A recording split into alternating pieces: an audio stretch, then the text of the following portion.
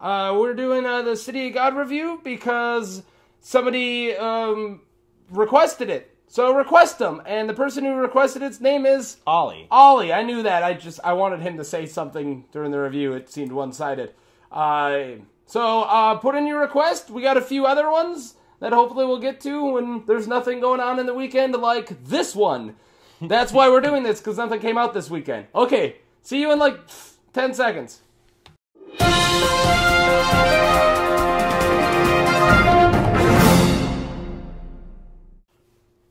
Hello, the internet! Welcome to Unprofessional Movie Reviews. My name's Mark, this is Billy, and we're also known as Big Pimpin' Little Pimpin'.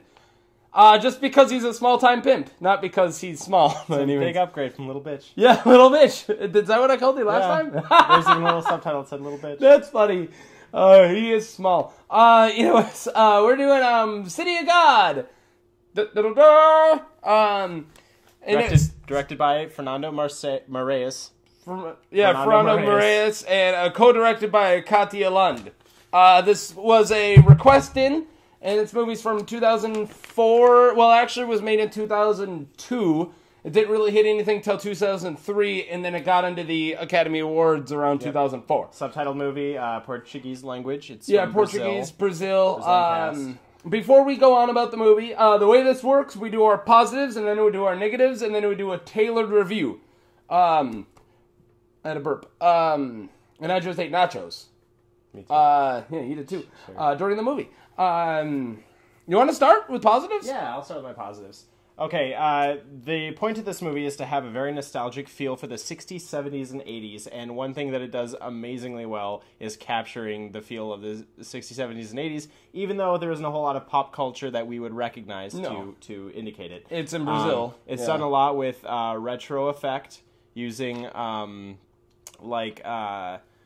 old-timey lenses, maybe old-timey cameras too. I know they were going for a 16mm effect a lot. I just don't know if they were actually using a 16mm. See, I think that shows a testament to their filmmaking, since it still gave us this feel that it was from the 60s and 70s and 80s, and they didn't have to show us anything. They did it by the way it was filmed, and that's fucking awesome. And the editing is incredible.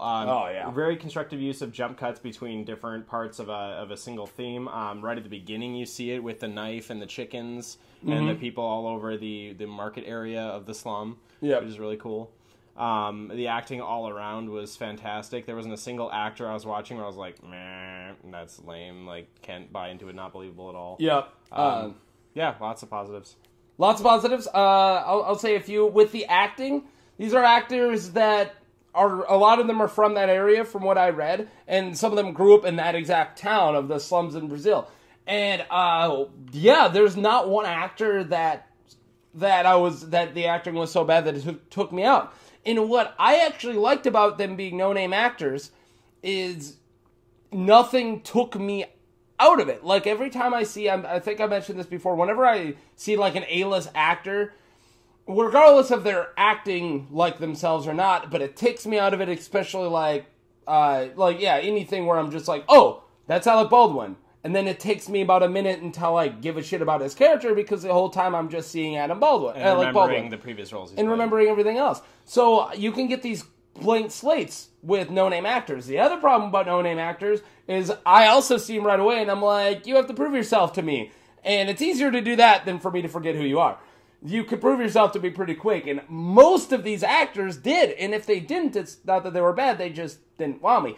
But yeah, so that, I was going to bring up something with the visuals of glows. Yes. At least the beginning, because a lot of the end, it gets drearier, because when this big gang war goes on, it gets darker, like the tone does, so the colors do too. But like the beginning, this movie pops, and it's fucking beautiful. And I mean, some of those shots, I'm just like, oh. But another thing is they use these beautiful shots that show you something heartbreaking. Right. And that's another thing, is it just intensifies like a little kid shooting another little kid. Yeah, and that's another thing.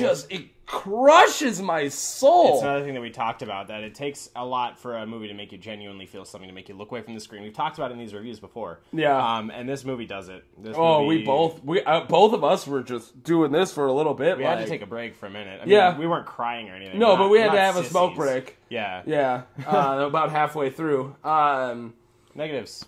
I don't think I was done with positives yet. Keep going then. I think I wasn't. No, I think I'll just do an overall. Love this movie. And actually, never mind. I got something I'll bring up in the negatives. Okay. So negatives. Negatives. Me, you. I'll go me really quick, and then you. Yeah, go ahead. It will be quick, because I actually don't have a negative, but it's something I was going to bring up in the negatives. I watched this when I was like 13 or 14. I remember when I was a kid watching this. I remember thinking it was super long. Like, it's a long movie. Long movies are fine, but it felt long. Like, it felt like it drug on, and it lost my attention. Not so much the case this time, but there was a time where it's towards about 3/4 in, and towards the end, during the big war, where I've seen enough death and enough violence, and it's not shocking me enough to keep my interest, and it was just like... And the main characters are kind of out, and it's nothing but battle after battle. And that, if there's any time that isn't electrifying, I wouldn't say it boring, but any time where I'm just watching the movie and I'm not like, it's that time. So it didn't keep me glued the whole time. My biggest negative with the movie is that it does feel a bit long, but I would say that it never lost my attention. I just started noticing the time after a while. And that's not necessarily a bad thing. That's just me being nitpicky, looking for something to find wrong with it. Yeah. That'll be the biggest barrier between me and watching this movie a second time. Another thing is another personal preference thing. It's not even really a negative, because I'm not sure whether or not I disliked it or not. I just know that for me it's a bad mark in filmmaking. And that's when you jump back and forth between different white balances from shot to shot or scene to scene. This one didn't do it shot to shot. That would have been ridiculous. But it did it from scene to scene, where you go from a really warm white balance to a really cold white balance, to a really warm white balance to a really cold white balance. And it's going from time of day to time of day. It's not like we're going from morning to evening or daytime to nighttime. Just a different type of shot. Yeah, and it's not necessarily atmospheric either. There's some really cheery scenes that were in a blue-white balance. Yeah. And that, to me, doesn't really make sense, but I remarked to you about it during the movie that I liked it. Yeah. So that means... you did. But you noticed it. Yeah, I noticed it, and that's usually a bad badge to me. Not necessarily even a negative. So that's it. That's all I have. I was thinking and then this is going to go with tone, it's another personal preference for me, and you were saying how you might not watch it again. And I'm going to tell you, I don't think I ever want to watch this movie again. And it's not because it's a bad movie. This is a good fucking movie. But these kind of movies, this isn't a negative at all. We're going way faster than we usually do, and I actually wanted to squeeze in another minute. These kind of movies, they're good for once, but I can never go back and see this kind of carnage. And I'm like, I'm never going to be sitting at home drinking a beer like, I want to see a 10-year-old shoot another 10-year-old in the face. Well, it's not going to affect you the same way the second time either. No, and I don't want to see it at all. Like, movies like Birdman are just dumb comedies I can watch over and over and over and over again. But this one, I'm like, that was a good one. It got me. Woo. Stay the fuck on Netflix. I'm not going to buy you. I'm not going to purchase you. I'm sorry. I'm going to see City of Men, though. Okay, yeah, the next one from this director. Yeah, I'm down too. Okay, let's do our ratings. And all right. Good movie. I gave this movie 8 vintage cameras out of 10. Because it was great. It was great. It wasn't my favorite movie ever, but it was great. I'm giving it a high because I don't have any reason not to. I'm giving it 9.5 guns out of 10.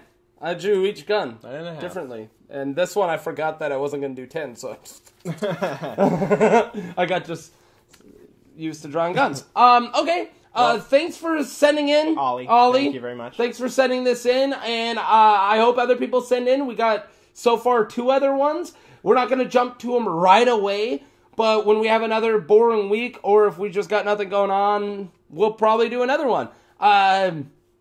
Thanks. This Sunday we'll be doing a video for the Oscars. We'll be doing a response to the wins. Yep. We'll have the video posted probably Monday. Yeah, look for it on Monday. I'm gonna work during the day that day, and then I'm going to get home, and I'm probably going to catch the end of it, and then we're going to try to record that, and I got to do shit in the morning, so probably won't get to a lot of it, but we'll make a quick little review of the big actor and supporting actors and best pictures, best directors and that. Yeah. And then if anything stands out to us on the cinematography ones, we might talk about those too. But, okay, so see you guys for the Oscars. Tell us if you want us to do other movies, and have a beautiful day. Bye! Bye!